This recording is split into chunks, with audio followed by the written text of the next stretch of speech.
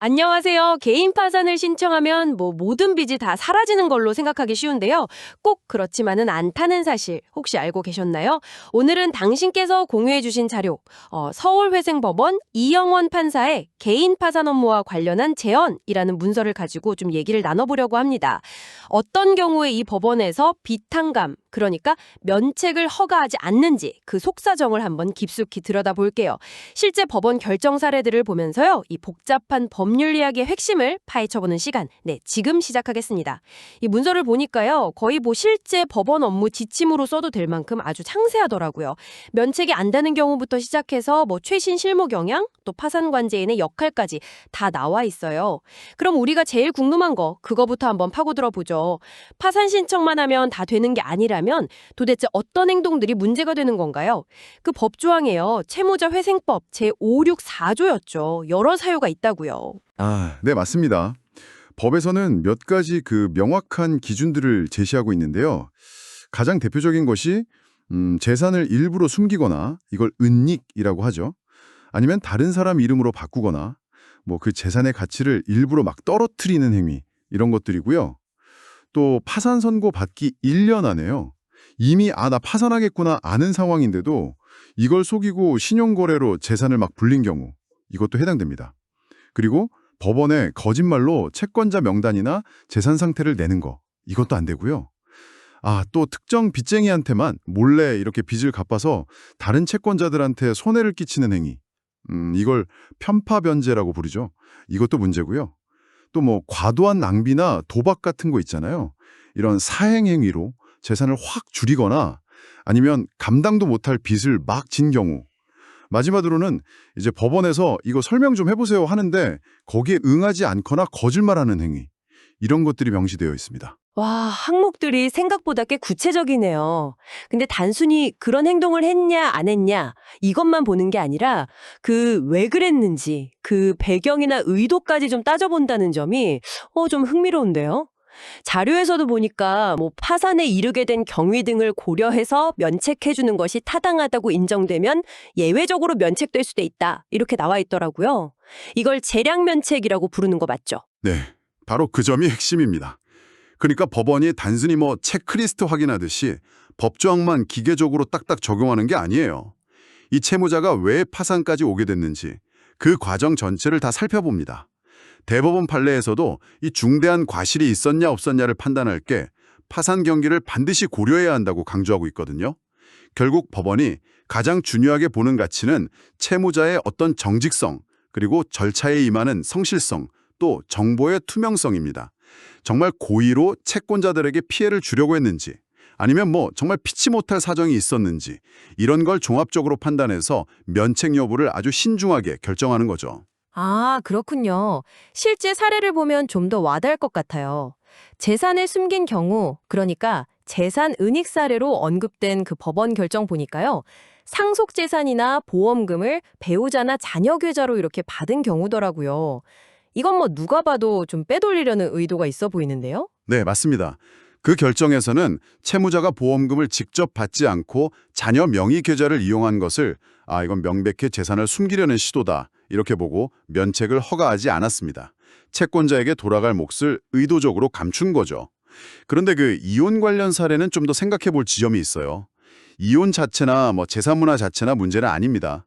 당연히 할 수 있는 거죠. 하지만 만약에 파산 절차가 임박했거나 이미 진행 중인데 채권자한테 손해를 입힐 의도로 재산 분할을 이용했다. 이러면 면책받기 어렵습니다. 그 언급된 특정 사례에서는 이혼 자체는 파산 신청 훨씬 전인 2009년에 했고요. 부동산 매도 시점도 2020년이고 이런 점들을 고려했을 때 채권자를 해하려는 어떤 특별한 의도는 잘 보이지 않는다. 이렇게 판단해서 면책을 허가했어요. 여기서 중요한 건 행위의 시점과 의도를 법원이 얼마나 중요하게 보는가 이겁니다. 아, 시점과 의도 그렇군요. 돈을 어디 썼는지 제대로 설명 못해도 문제가 되는군요. 설명 의무 위반이라고 하던데요. 한 결정에서는 보험금 6,600만 원을 받았는데 생활비나 대출 상환 일부 빼고는 사용처 증빙이 부족해서 면책이 불허됐다고 나왔어요. 가족 간병비나 뭐 생활용품 샀다고 주장했는데 객관적인 자료가 없었던 거죠. 아니, 왜 이렇게까지 상세한 설명을 요구하는 걸까요? 단순히 돈을 받았다는 사실만으로는 부족한가요? 아, 그게 파산 절차의 어떤 근본적인 전제가 바로 투명성이거든요. 채무자는 자신의 재정 상태를 숨김없이 다 드러내고 법원의 조사에 성실하게 협조해야 할 의무가 있습니다. 특히 예상치 못한 좀 큰 돈이 들어왔는데 그 행방이 묘연하다. 이러면 법원 입장에서는 그 돈을 어딘가 숨겨두었거나 아니면 뭐 불필요한 곳에 낭비했을 가능성을 의심할 수밖에 없어요. 그래서 성실하게 자료를 내고 자금 흐름을 명확히 설명할 의무를 부과하는 겁니다. 이걸 제대로 하지 않으면 혹시 제도를 악용하려는 거 아니냐 이런 의심을 사기 쉽죠. 특히 사업을 했던 분이라면 그 사업 수입과 지출, 또 폐업 경위 등에 대한 구체적인 자료 없이 그냥 말로만 설명하는 것은 설득력이 떨어져서 설명 의무 위반으로 이어질 수 있습니다. 이것도 참고할 만한 결정이 있었죠. 허위 서류 제출은 뭐 정말 심각하게 보는 것 같네요. 다른 결정에서는 국세청 자료에는 소득이 한 970만 원 정도 잡히는데 파산 신청 서류에는 소득 없다고 적었다가 들통난 사례도 있었어요. 고의로 누락한 거죠, 이건. 이런 거짓말은 당연히 용납이 안 되겠군요. 네, 그렇습니다. 뭐 소득이나 재산 내역을 일부러 빼거나 부풀리는 행위, 혹은 뭐 빚진 사람 명단 있잖아요. 채권자 목록. 이런 걸 허위로 작성하는 것은 파산제도의 근간을 흔드는 아주 심각한 행위입니다. 법원의 신뢰를 저버리는 이런 불성실하고 부정직한 행위에는 매우 엄격하고요. 면책을 받기는 거의 어렵다고 봐야 합니다. 관련해서 대법원 결정들도 여러 개 있고요. 사행행위라는 말도 자주 등장하던데 이게 정확히 뭔가요? 뭐 과도한 소비나 투자 이런 걸 의미하는 것 같은데 주식이나 요즘 문제되는 가상화폐 투자 사례들이 언급되네요. 그냥 투자를 했다는 것 자체가 문제가 되는 건가요? 아니면 어느 정도 선을 넘어야 이게 문제가 되는지 그게 좀 궁금합니다. 그 사행 행위는 쉽게 말하면 도박이나 과도한 투기처럼 좀 요행을 바라고 비이성적으로 재산을 거는 행위를 의미한다고 보시면 됩니다. 물론 투자 자체는 뭐 자본주의 사회에서 자연스러운 활동이죠. 근데 중요한 건 그 정도와 방식, 그리고 시기입니다. 예를 들어서 파산 신청 직전에 갚을 능력도 없으면서 주식 투자를 하겠다고 5,200만 원을 대출받았다면 이건 정상적인 투자라기보다는 좀 투기로 볼 가능성이 높다는 거죠. 그런 결정내가 있었고요. 가상화폐 사례는 더 극적인데요. 1년 동안 무려 11억 원을 가상화폐에 투자했다가 큰 손실을 본 경우. 이건 뭐 누가 봐도 감당할 수 없는 수준의 투기잖아요. 법원도 이걸 과도한 사행 행위로 판단해서 면책을 불허했습니다. 또 다른 사례는 개인회생으로 한번 빚을 탕감받았어요. 근데 그 직후에 확보한 돈 4,700만 원으로 또다시 코인 투자를 해서 1,600만 원 넘게 날리고 파산을 신청한 거예요. 이건 정말 성실한 태도라고 보기 어렵다고 법원이 판단한 거죠. 결국 빚 갚을 돈으로 무리한 투기를 하거나 그 손실 사실조차 제대로 밝히지 않고 파산을 신청하면 문제가 됩니다. 행위의 규모, 시기, 그리고 그 과정의 투명성, 이게 중요한 잣대가 되는 셈입니다. 들어보니까 단순히 뭐 법조항 몇 개 어겼냐 아니냐 이 문제가 아니네요. 파산 절차에 임하는 채무자의 그 전반적인 태도, 그러니까 정직하게 모든 걸 다 드러내고 성실하게 협조했는가, 이게 면책을 가르는 거의 뭐 결정적인 열쇠라는 거군요. 청취자에게 혹시 당신께서도 이 제도를 생각하고 계시다면 이게 단순히 빚을 지우는 무슨 마법 지팡이가 아니라 법원과 또 채권자들 앞에서 투명하고 책임감 있는 자세를 보여야 한다는 점, 이걸 꼭 기억하셔야겠습니다. 네, 정확히 보셨습니다. 법원은 각 사건마다 그 구체적인 사실관계하고 정황 증거들을 아주 면밀히 검토해서 종합적인 판단을 내립니다. 대법원 결정들도 계속 그런 취지이고요. 따라서 채무자는 자신의 상황을 솔직하게 다 알리고 필요한 자료를 성실히 제출하는 것이 면책을 받기 위한 최선의 길이라고 할 수 있겠습니다. 자, 그럼 면책 불허가 사유 외에 이 문서에서 주목할 만한 다른 지점들도 좀 살펴볼까요?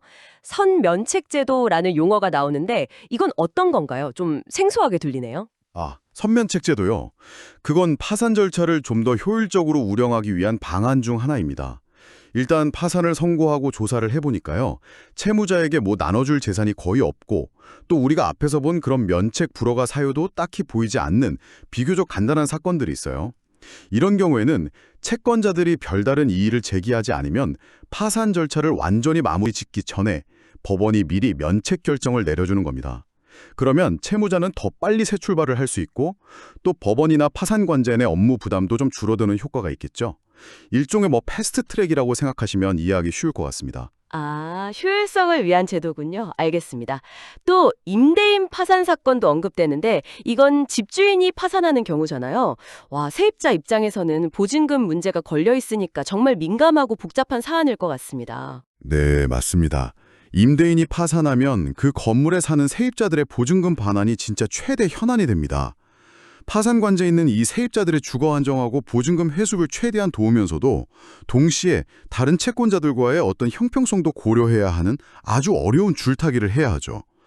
문서에서는 파산관제인이 임대차 계약 현황을 정확히 파악하고 세입자의 보증금 반환 청구권, 이게 법적으로 우선 보호받는 권리인 별채권 같은 게 있거든요. 이런 것들을 법에 따라서 아주 신중하게 처리해야 한다는 점을 강조하고 있습니다. 때로는 법원이 관제인을 통해서 해당 부동산 매각을 진행하고 그 돈으로 세입자 보증금을 먼저 갚아주도록 하는 등 적극적인 해결책을 찾기도 하고요. 세입자 보호를 위한 여러 법적 장치를 고려해야 하는 좀 복잡한 문제입니다, 이게. 와, 파산 관제인의 역할이 정말 막중하네요. 단순히 재산 조사만 하는 게 아니라 이런 복잡한 이해관계까지 다 조율해야 하는군요. 자료 후반부에는 관제인이 주의해야 할 점들도 상세히 나와 있던데요. 특히 어떤 점들이 강조되나요? 네, 그 파산 관제인의 전문성하고 공정성이 절차의 신뢰도를 좌우한다고 해도 과언이 아닙니다. 자료에서 강조하는 핵심은 크게 보면 철저한 조사, 그리고 정확하고 시기적절한 보고, 이 두 가지예요. 채무자의 재산, 소득, 지출 내역은 물론이고요. 면책 불허가 사유에 해당하는 행위는 없었는지 정말 샅샅이 확인해야 합니다. 특히 임대차 계약이 혹시 짜고 친 호의 계약은 아닌지, 또 파산 직전에 재산을 부당하게 처분하거나 특정 채권자에게만 유리하게 빚을 갚은 행위, 이걸 취소시키는 걸 부인권 행사라고 하거든요. 이런 건 없는지 등을 아주 날카롭게 살펴야 하죠. 그리고 조사 결과는 딱 정해진 기한, 채권 조사 기일이나 보고서 제출 기간 같은 거요. 이런 기한 안에 법원에 정확하게 보고해야 하고요.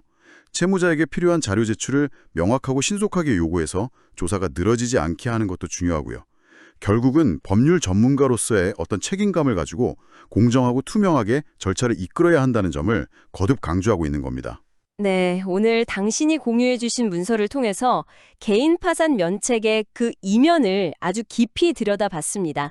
정리해보면 빚 탕감이 거부되는 경우는 단순히 빚이 많아서가 아니라 재산을 숨기거나 거짓말을 하거나 돈 씀씀이를 제대로 설명 못하거나 과도한 투기나 낭비를 하는 등 결국 채무자 본인의 정직성과 책임감 있는 행동이 결정적인 영향을 미친다. 이걸 실제 사례들을 통해 확인할 수 있었습니다. 네, 그렇습니다. 그리고 법원은 단순히 드러난 행위만 보는 게 아니라 그 동기하고 배경, 전반적인 상황을 종합적으로 고려해서 아주 신중하게 판단한다는 점도 기억해야 하고요. 더불어서 삼면책 제도처럼 효율성을 높이는 방안이나 임대인 파산처럼 복잡한 상황에 대한 어떤 실무적인 고민들, 그리고 이 모든 과정에서 파산관제인의 역할이 얼마나 중요한지도 짚어봤습니다. 오늘 나눈 이야기가 당신께서 개인 파산 제도의 어떤 엄격함과 투명성의 중요성을 다시 한번 생각해보는 계기가 되었으면 합니다. 어려움에 처한 분들에게 재기의 발판을 마련해주는 정말 중요한 제도지만 이게 결코 쉽게 책임을 면하는 길이 아니라 법 앞에서 모든 것을 솔직하게 밝히고 성실하게 임해야 하는 그런 절차라는 점을 이해하는 것이 중요하겠습니다.